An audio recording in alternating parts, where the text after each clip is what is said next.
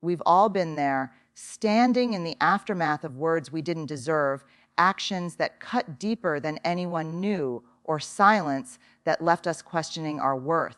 Pain caused by another person is one of the hardest burdens to carry because it doesn't just wound the moment.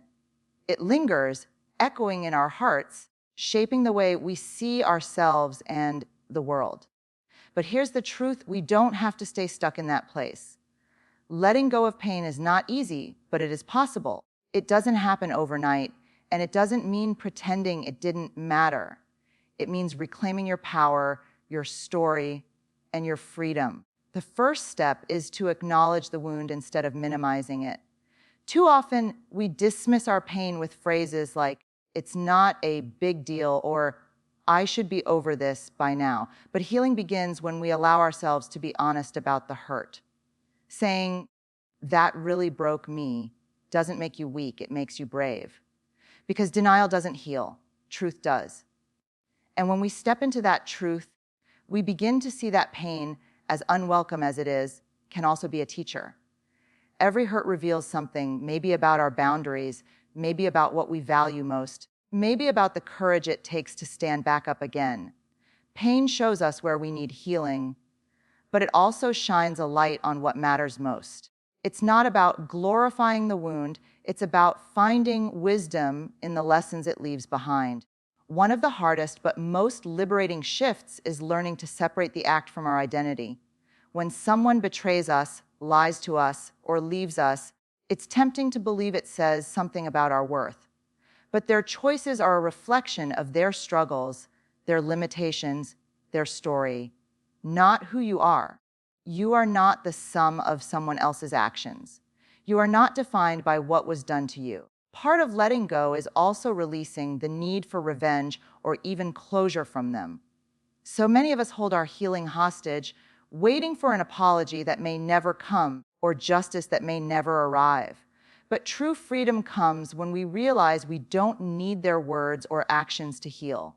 We can choose peace for ourselves, even if they never acknowledge the pain they caused. That choice is ours, and it's powerful.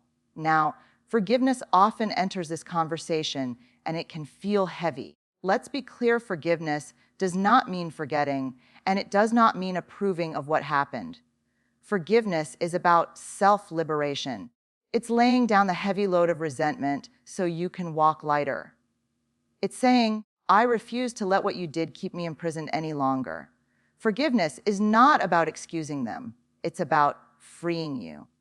And finally, letting go means reclaiming your story by focusing forward. You are not just what happened to you. You are the way you rise. You are the resilience that carried you through nights you didn't think you'd survive. You are the love you still choose to give in a world that has hurt you. Letting go of pain means refusing to let the wound be the ending. It means writing a new chapter defined not by brokenness, but by healing and courage. So if you're carrying pain today, know this: you are not alone. You are not weak for feeling it, and you are not bound to carry it forever. Letting go takes time. It takes compassion for yourself, and it takes the courage to say, "I deserve to be free," because you do. You deserve joy that isn't shadowed by the past. You deserve relationships that honor your worth. You deserve a life defined not by what hurt you, but by how beautifully you healed. When someone hurts us, the natural instinct for many of us is to downplay the wound. We brush it off, laugh it away, or bury it so deep that even we begin to believe it never mattered. We say things like, "I'm fine, it's no big deal," or "I should be stronger than this." But what really happens when we minimize our pain is that it doesn't disappear. It festers quietly, shaping the way we think, love, and trust. The first step toward letting go is not pretending the wound is smaller than it is. It's acknowledging it fully, even when it feels uncomfortable to admit just how much it hurt.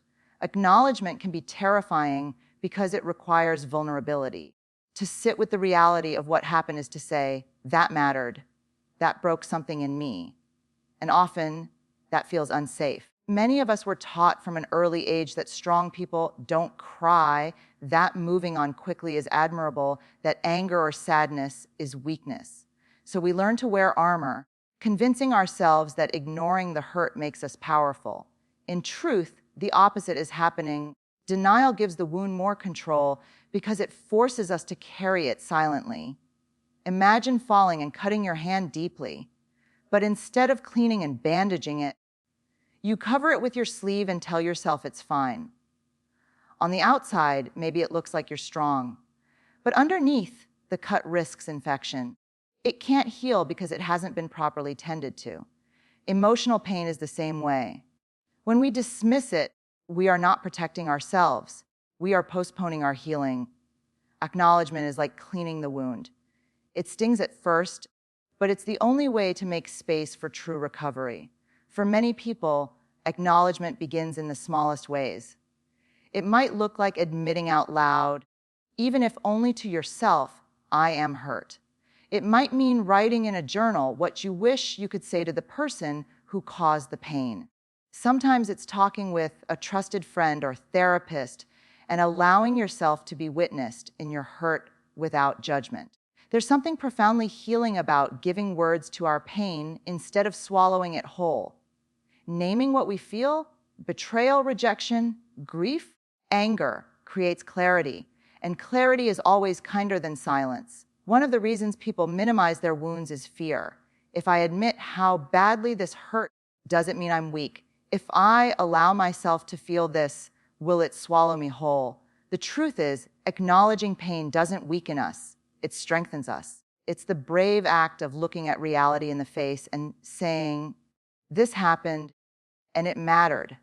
That level of honesty takes far more courage than pretending to be unaffected. And no, you won't be swallowed by your pain. Our bodies and hearts are built to feel. Emotions rise, peak, and eventually soften if we allow them to move through us. What keeps us trapped is not the pain itself, but the resistance to feeling it. There's also freedom in acknowledgement because it shifts responsibility. By naming the wound, you're not saying you deserved it or that it defines you. You're simply honoring the truth of what occurred. That's the foundation for healing. We can't let go of what we won't even admit we're holding. Pretending the box isn't in our hands doesn't make it disappear. It only makes our arms ache more over time. But when we look at it, acknowledge its weight, we can finally decide what to do with it. So the first and most courageous act of letting go isn't forgiveness or release or moving forward. It's saying, this hurt me. It's creating space for honesty, allowing yourself to feel without shame, and refusing to cover your wounds in silence. Only then can you begin the journey toward freedom. When someone hurts us, the immediate instinct is often to resist the pain, to push it away, to wish it had never entered our lives. Pain is unwelcome. It interrupts our sense of safety, and it challenges our belief that the people we love will protect us. But if we step back, if we give ourselves permission to see beyond the sting of the moment, pain has something deeper to offer. Pain, for all its harshness, can also be a teacher. It points us toward truths we might otherwise overlook. Think about a time when someone disappointed you or betrayed your trust. In the moment, all you felt was the wound. But later, after the rawness began to soften, maybe you realized that the pain had drawn your attention to boundaries you hadn't been enforcing. Maybe it showed you where you were settling for less than you deserved or revealed patterns you kept repeating. Pain rarely arrives without a message. It whispers, pay attention here, something needs to change. It's not that the hurt itself is good. No one should romanticize betrayal, loss, or cruelty. But the way we respond to pain can shape us. When we allow ourselves to listen to what it's trying to reveal, it can transform us. For example, a breakup can feel like the end of the world, but perhaps the pain uncovers how much of yourself you had been giving away without reciprocity. Or maybe a friend's dishonesty leaves you shattered. Yet the lesson lies in learning to trust your intuition. The next time something feels off, Pain uncovers what we need to know to live more honestly, more wisely, more courageously. The challenge is that most of us want to run from pain instead of listening to it. We numb it with distractions, overwork, or denial. We rush toward closure because we believe that if we can tie up the wound quickly, we won't have to face its depth. But in doing so, we miss the chance to learn. It's like slamming a door on a teacher before they've finished the lesson. The discomfort remains, but the growth doesn't happen. Letting pain be a teacher requires patience and self-compassion. It means asking questions like, what is this experience showing me about my needs? Where did I abandon myself in this story? What does this say about the kind of relationships I want to cultivate moving forward? These questions don't erase the hurt, but they give it purpose. They allow pain to be more than suffering. They allow it to be transformative. Sometimes the lesson isn't about others at all. It's about ourselves. Pain can reveal our resilience, showing us that we can survive moments we thought would break us. It can highlight our capacity for empathy, making us more tender with others who are struggling. It can deepen our sense of gratitude for the relationships that are safe and nurturing. In many ways, pain expands our humanity. It stretches us, often against our will, but always toward growth. Of course, it's easier to see pain as a teacher in hindsight. While we're in the middle of it, everything feels raw and unfair. That's why gentleness with ourselves is essential. The goal isn't to force ourselves to be grateful for the pain, but to remain open to the lessons that may emerge once the storm has passed. At its core, pain is an invitation. It doesn't ask us to like it, but it does ask us to notice it, to lean in with curiosity rather than run away with fear. And when we do, we often discover that what was meant to break us has, in some strange and powerful way, built us instead. One of the heaviest burdens we carry after being hurt by someone is the belief that what they did says something about who we are. When a partner cheats, we think, I wasn't enough. When a friend abandons us in a moment of need, we whisper to ourselves, I must not matter. When a parent criticizes or dismisses us, it can take root as, I'll never be worthy of love. This is how pain turns into shame. Instead of holding the other person accountable for their actions, we internalize their choices and let them shape our sense of self. But here's the truth: what someone does to you is a reflection of their story, not your worth. Their betrayal, dishonesty, neglect, or cruelty speaks volumes about their wounds, their limitations, their fears. It does not define your value. When we blur the line between their act and our identity, we end up carrying blame that was never ours to hold. Imagine being handed a heavy backpack filled with rocks, each one representing someone else's actions. The lies, the rejection, the abandonment. You sling it over your shoulders because you think it belongs to you. You walk around with it, and over time, you begin to believe the weight is proof that you're flawed. But those rocks were never yours. They were placed in your hands by someone who didn't have the capacity to treat you with the love and respect you deserved. Letting go of pain begins with putting those rocks down. Separating the act from your identity requires a shift in perspective. Instead of asking, what's wrong with me that this happened? The question becomes, what does this tell me about them? If someone lies, it reveals their fear of truth, not your unworthiness of honesty. If someone abandons you, it reveals their inability to commit, not your lack of value. If someone belittles you, it reveals their insecurity, not your inadequacy. This shift doesn't erase the hurt, but it keeps the wound from becoming a permanent scar on your self-esteem. Of course, this is easier said than done. Our brains are wired to search for meaning, and when we're hurt, the quickest explanation is often self-blame. It feels safer to think, it must be me, because if it's us, then maybe we can fix it and prevent it from happening again. But self-blame keeps us locked in cycles of shame. The real act of courage is to recognize that another person's behavior is about their choices, not your value. This doesn't mean dismissing accountability. It doesn't mean ignoring red flags or pretending that people's actions don't matter. They do. But accountability belongs to the person who caused the harm, not to the one who received it. You are responsible for your healing, not for their behavior. Your work is to reclaim your worth, not to carry the weight of their choices. When we can stand in this truth, something powerful happens. The narrative shifts. Instead of saying, I was left because I wasn't lovable, we can say, I was left because that person wasn't ready to love in the way I needed. Instead of saying, I was criticized because I'm not good enough, we can say, they criticized me because they couldn't see me clearly. The difference is subtle, but it changes everything. It frees us from the prison of shame and allows us to step back into the truth of who we are. You are not what happened to you. You are not the sum of someone else's failures. You are worthy, whole, and lovable regardless of the choices others have made. When you separate their act from your identity, you take back your story. And in that story, you are not defined by the pain inflicted on you, but by the strength it took to rise above it. One of the most exhausting parts of holding on to pain is the waiting. We wait for the apology that never comes. We wait for the other person to admit they were wrong, to make amends, to finally see the hurt they caused. Or we wait for an opportunity to even the score, imagining that if we could just make them feel what we felt, we'd finally be free. But the truth is, when we tie our healing to someone else's actions, whether it's their remorse or our revenge, we give them power over our peace. And peace that depends on another person's behavior is never real peace. The longing for closure is deeply human.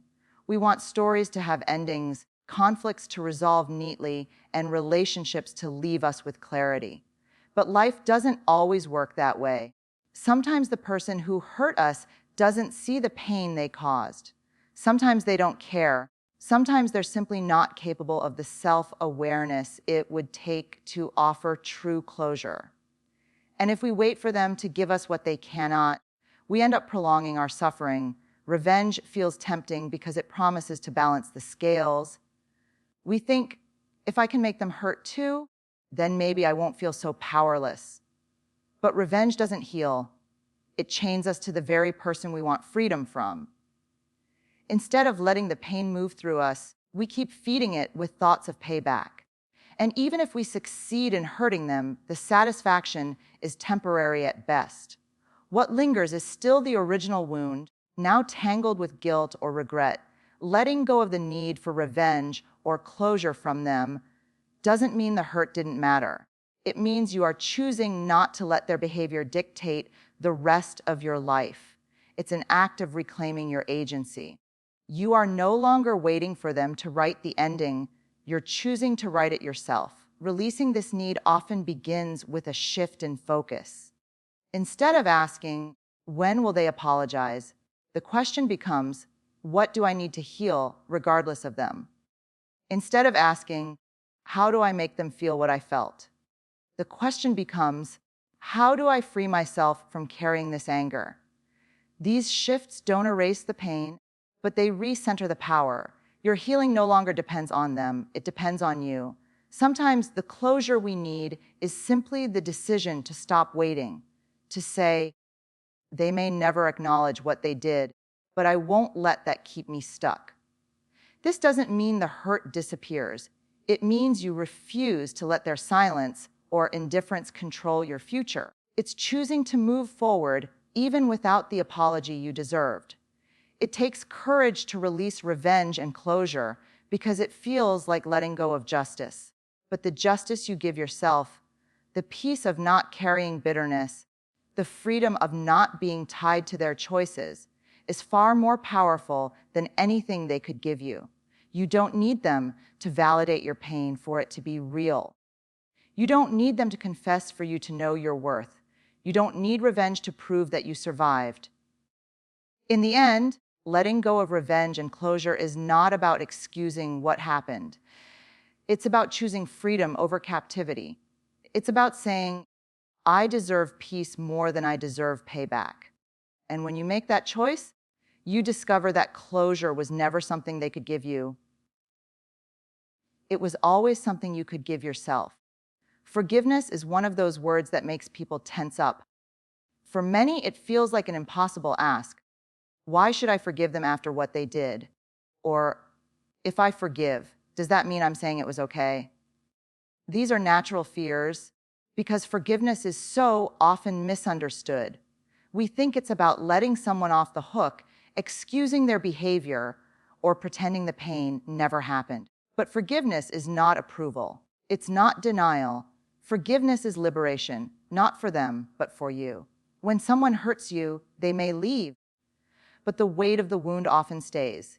You carry it in your body, in your thoughts, in your heart. Every time you replay what happened, every time anger or resentment bubbles up, it's like dragging a chain behind you. Forgiveness is the act of cutting that chain. It's not saying, you were right. It's saying, I refuse to let what you did control me any longer. There's a story I once heard about two prisoners who were finally released. Years later, one still spoke with bitterness about the guards who had mistreated him. The other said, they imprisoned me once. I won't let them imprison me again. That's the essence of forgiveness. It's choosing not to remain locked in a prison built by someone else's actions. Forgiveness is also not a one-time event. It's rarely as simple as waking up one morning and deciding the slate is clean. More often, it's a process, sometimes a daily one. It's the choice, over and over, to put the weight down. Some days you succeed. Other days, the anger feels heavy again. And you have to remind yourself why you're choosing freedom. That's normal. Forgiveness is less about a final destination and more about a journey of loosening resentment's grip little by little. It's also important to remember that forgiveness does not require reconciliation. You can forgive someone and still choose never to allow them back into your life. You can forgive and still keep boundaries. Forgiveness is not about giving them access. It's about giving yourself peace. Many people confuse forgiveness with trust, but they are not the same. Trust is earned. Forgiveness is a gift you give yourself, regardless of what the other person does. Sometimes people resist forgiveness because they believe holding on to anger keeps them strong. Anger does serve a purpose. It signals injustice. It protects us in moments of danger. But over time, anger corrodes. It becomes less of a shield and more of a cage. Forgiveness doesn't erase the anger. It transforms it. It allows you to carry the lesson without carrying the bitterness. And here's the paradox: forgiveness is often hardest when the wound is deepest, but it's also where the freedom it brings is most profound. When you let go, you may notice your body feels lighter. Your thoughts feel less consumed. Your heart feels more open to joy again. That doesn't mean the hurt disappears from memory, but it means it no longer dictates your story. Forgiveness is not for them. It's not about whether they deserve it. It's about whether you deserve to live unchained. And you do. Every single one of us deserves to live free from the constant replay of pain. Forgiveness is the act of taking back your life, your peace, your joy. It's saying, what happened shaped me, but it will not define me. So when you think about forgiveness, don't see it as letting someone win. See it as choosing yourself, choosing light over heaviness, choosing freedom over captivity, choosing life over lingering pain. That is the true power of forgiveness. There comes a moment in every healing journey when you realize the only way to truly let go is to stop looking backward and begin focusing forward. Pain has a way of anchoring us to the past. We replay the betrayal. We analyze every word. We ask ourselves endless questions. Why did this happen? What could I have done differently? What if they had chosen another path? These questions are natural, but they tether us to a story that has already been written. Reclaiming your story means choosing to stop letting the hurt dictate the narrative of your life and beginning to write new chapters filled with hope, resilience, and possibility. When someone hurts you, it can feel like they've stolen part of your story. They took something from you, your trust, your safety, your innocence, your sense of belonging. But the truth is, they only get to take the pages you allow them to keep. The pen is still in your hands. Focusing forward doesn't erase what happened, but it reminds you that the wound is not the ending. It's a chapter, not the whole book. Reclaiming your story starts with deciding what role you want the pain to play. Will it be the moment that defines you as broken? Or will it be the moment that reveals your strength? You may not have chosen what happened to you, but you get to choose what comes next. That choice is where your power lies. Sometimes focusing forward looks small and ordinary. It's taking a walk when you'd rather stay curled up in bed. It's signing up for a class that sparks curiosity. It's reaching out to new friends or reconnecting with old ones. It's beginning projects or dreams that had been put on hold. These are not grand gestures, they're daily acts of reclaiming your life.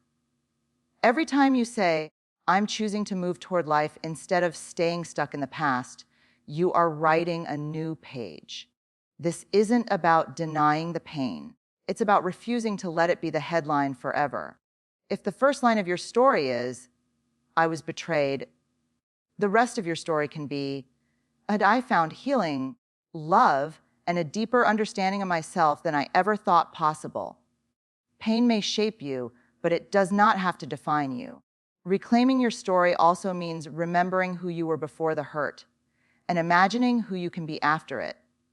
Maybe you were joyful, trusting, open-hearted. Pain can make you cautious, guarded, even bitter. But you have the ability to reconnect with that joy, that openness, in ways that feel safe and grounded. And you can also grow into new versions of yourself, stronger, wiser, more compassionate. Pain can take much, but it cannot take your ability to rise. Focusing forward often requires forgiveness, not just of others, but of yourself. We carry regrets. I should have seen the signs. I should have walked away sooner. I shouldn't have trusted them. But every decision you made was with the knowledge and resources you had at the time.